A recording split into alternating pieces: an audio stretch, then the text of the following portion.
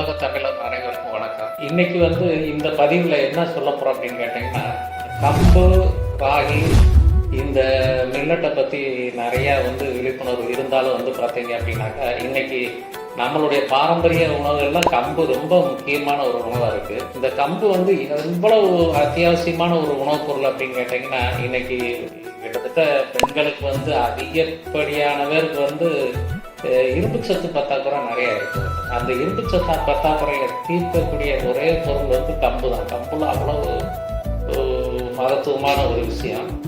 இதை கம்மங்கூழாக சாப்பிடும்போது பார்த்தீங்கன்னா, நம்ம பாரம்பரிய உணவுகள்லாம் கம்மங்கூழாக சாப்பிடும்போது கோடை காலங்களில் மிகப்பெரிய ஒரு வரப்பிரசாதம் தான் சொல்லணும். அது நீங்கள் சாப்பிட்டு பார்த்தீங்கன்னா தான் தெரியும்.